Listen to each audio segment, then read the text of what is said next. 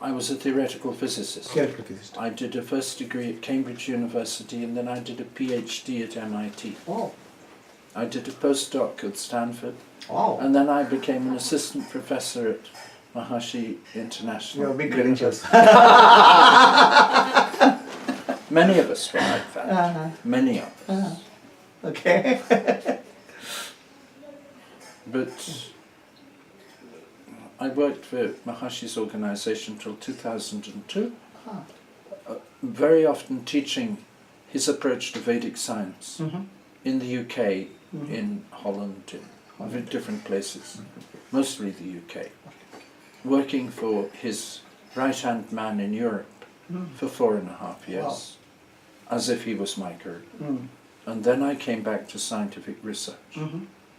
And I work on what I call impossible problems, just to show that they can be actually solved. I'm giving lectures at the Tucson Science of Consciousness Conference, a series of 4 pre-conference lectures. Where is it? Tucson. In Tucson. Tucson is place. It's in Arizona, South Arizona, south of Phoenix. This is in April this year. But I've worked on Ayurveda. I'm in India because of my work on Ayurveda. Ayurveda. Okay. But now also naturopathic medicine, yoga medicine. I work very much in the complementary systems of medicine, traditional. Have you looked at what they call energy healing? Energy medicine. Energy is not medicine, energy is healing. Sorry. Yes. I have been corresponding with Professor Hegde, Manapa, B.M. Hegde. He's a close colleague. And there is a conference, I think this week, in the Pyramid Valley on this. Actually, I'll tell some experience of what energy is this thing healing which I have. Of course. Actually, I went to one of my students is in Chennai area. See, these are all. I mean, whatever experience I have gone through is like spontaneous. Okay, it's not that a lot of right. It's like I don't intentionally focus on something. Something happens.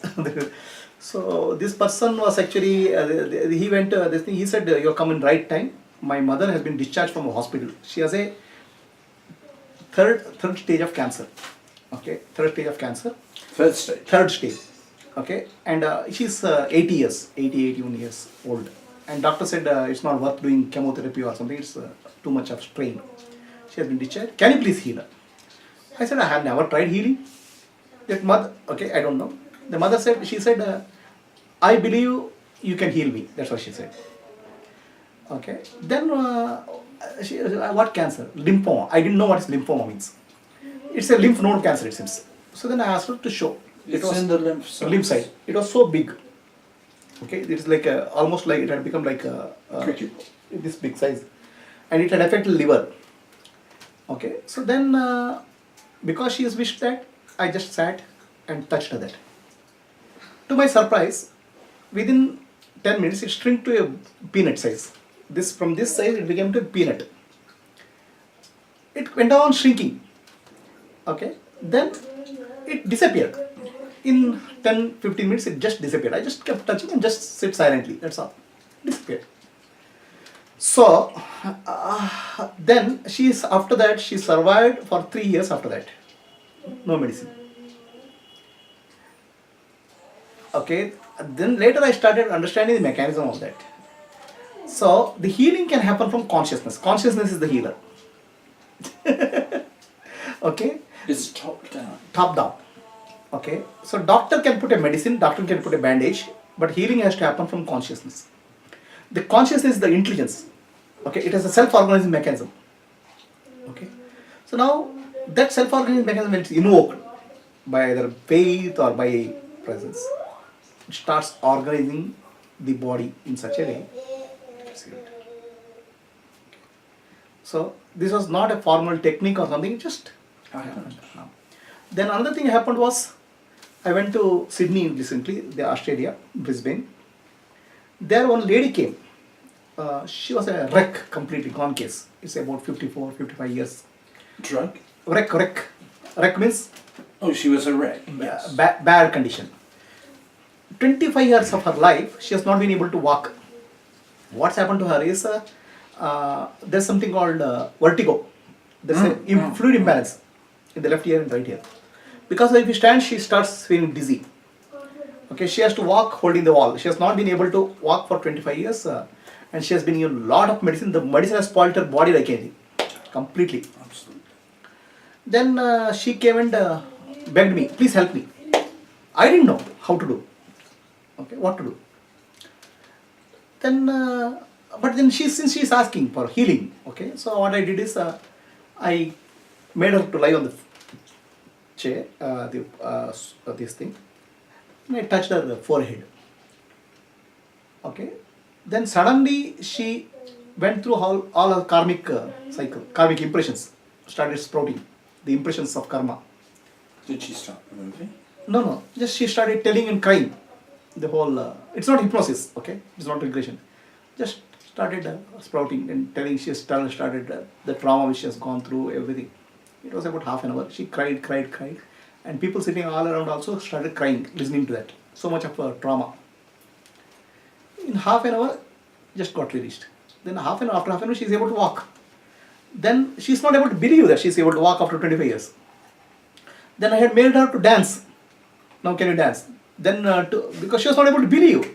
Then we recorded her. We did a mobile phone recording on that.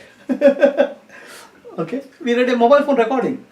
So she is not able to believe that she is able to walk. She is able to dance.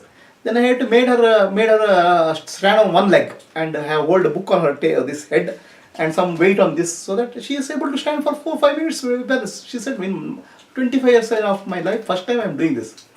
And after that she is okay, recovered fully. So this again, the consciousness as it touches the karmic impression, the impressions will come out. No psychiatry, no hypnosis. Same thing happened to me also. When I went to Amma, I do service for Amritanamai. This was this same occasion you spoke about? No, different occasion. This was a different. After that I got closely associated with her, went there and used to have darshan and all. And I also started becoming volunteering here in the local, whenever she comes to India. So what happened was when I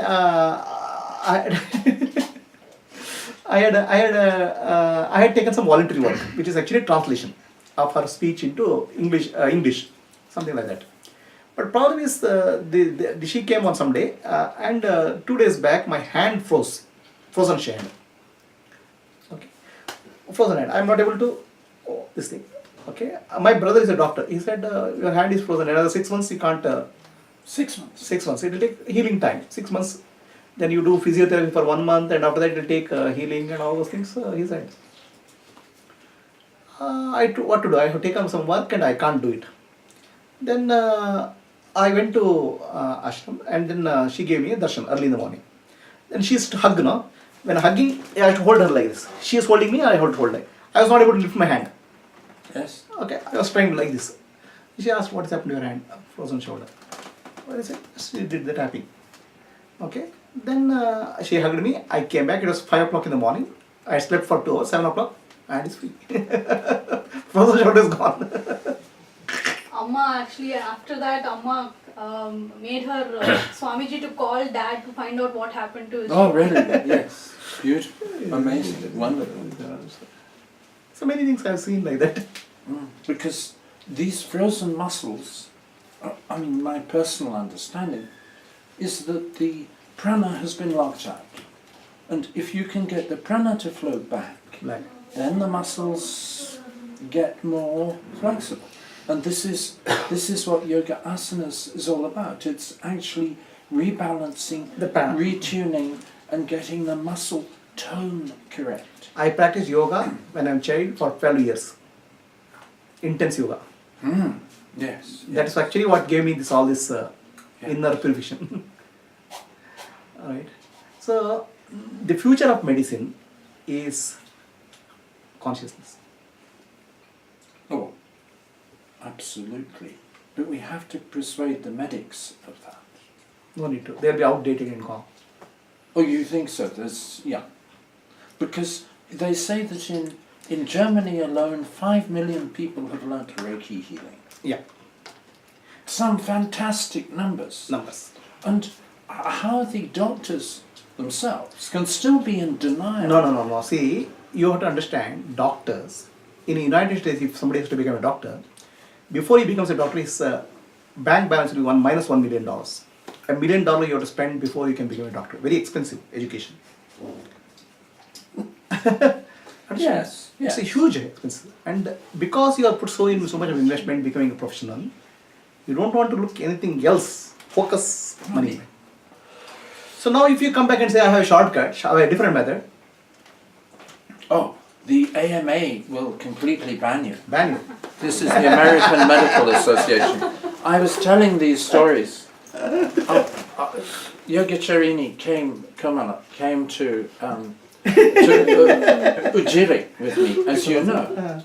And I was congratulating the naturopaths that they would not be required to kill their patients during their career, because according to the published statistics, 145,000 patients die in the United States every year as of 2010 due to the correct prescription of drugs. Yes. Not incorrect prescription. This is not the deaths caused by iatrogenic disease and everything else.